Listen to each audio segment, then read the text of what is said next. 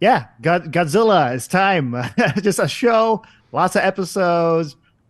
For you, what was it like trying to tackle something like this with just trying to balance everything out with the just the creatures, the monsters, and the human characters? I think that it was such a fun opportunity. At Safe House, my company that I run with Joby Harold, my husband and producing partner, we've had the privilege of stepping into some big pieces of IP. And I think that what's really special here is doing it as a TV series. You have 10 hours of television, so you really get to drive into some really character-driven stories that you often don't have the time to do in the feature world. And so, at the heart of our show, we have this fantastic, gripping family drama that I think will surprise people as they become engaged and fall in love with these characters. But they're in a world that is a world where monsters are real and something that hadn't been known before. We say the show takes place in 912, and it's the show takes place after the Gareth Edwards film Godzilla that took place in 2014, and so you're still in the world of awe and wonder of, oh my God, this is actually happening. I just want to say, Sean, you have like a very pivotal role in this show, and you've worked on Godzilla before, right? So, what was it like tackling this again, like Godzilla, and just more monster greatness? Yeah, I mean, I worked on it's totally different experiences. I worked on Godzilla 2014 as an artist, and then King of the Monsters as like a supervisor on the side just to help with a little bit of stuff.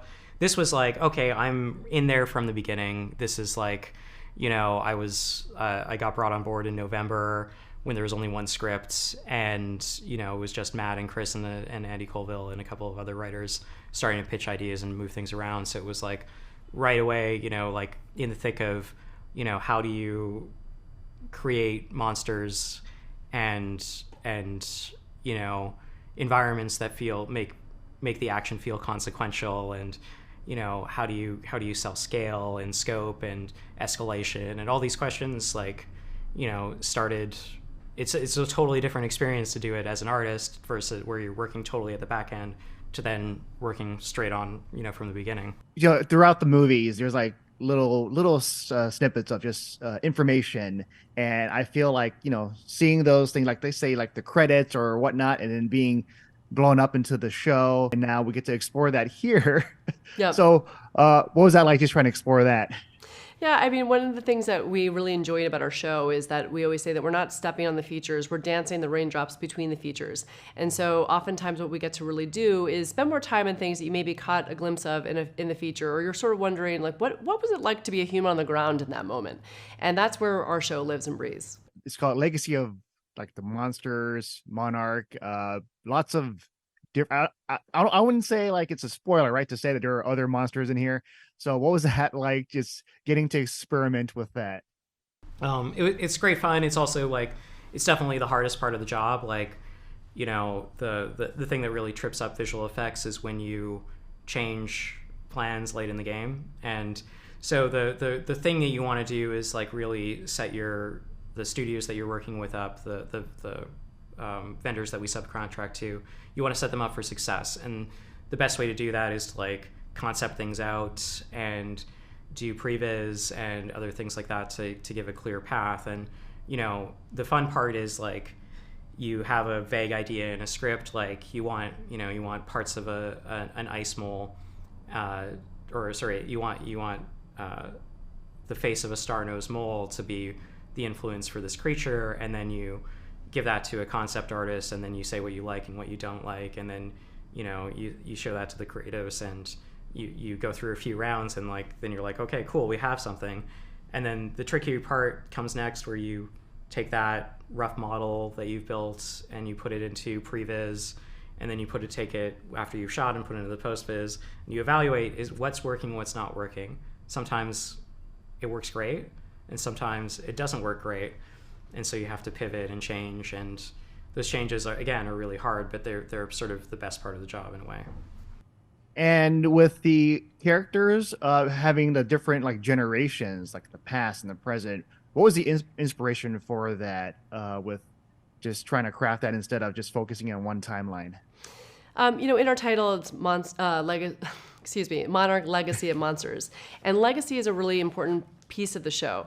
It's both the legacy of monsters, as the title says, but it's also legacy. We talk a lot about how hurt people hurt people. And in our show, you might come across a 3,000-foot monster, or the monster might be the person sitting next to you. And that monsters have always been a great metaphor for some of the challenges that we face as humans. I'm not sure if you can reveal it, but is there like any monster that was probably the toughest for you in terms of those, like the changes? Yeah, the ice mole was one where we had a design we all loved and we were like really confident in, and then when we got to the post-viz phase, it was like, it's not scary enough, So we were like, okay, give it some big freaking teeth, make its claws bigger, change the action, make it more aggressive, and then you give that to the vendor studio and you give them that directive of we want to constantly make sure that we're reinforcing that this thing is scary and aggressive. And so, we worked with like really talented people at Framestore, one of our vendor studios, and they figured out a lot of these creative challenges of how do we constantly make this thing feel aggressive? How do we, in an episodic, you have like a limited amount of screen time for the creature sometimes, and the way that you kind of like characterize it becomes really important, where every shot needs to fundamentally characterize what this monster is and what its personality is and what the threat is to the people. And that economy, like, really, it's hard to work with, but it's also that economy, like, really is makes the storytelling so much more punchy. And with this being set in the MonsterVerse, I'm pretty sure fans are going to be excited to see certain monsters, like for example Godzilla. And what was that like for you, trying to just balance things out? Like, let's say, how much of Godzilla do we have on the show versus let's have other monsters have their moment to shine too? We had a lot of fun. We got to develop new monsters on the show, and that's something that we really embrace. We had a lot of fun in pre-production, looking at actual creatures on this planet that are pretty horrific and you've never seen before. But we're trying to sort of base our new characters on a biological authenticity of things that actually exist. And so it was fun to be adding to canon and to be creating new monsters. And then, we also are populating our shows with monsters that maybe you're familiar with too, but we'll let the viewer see it to find out more.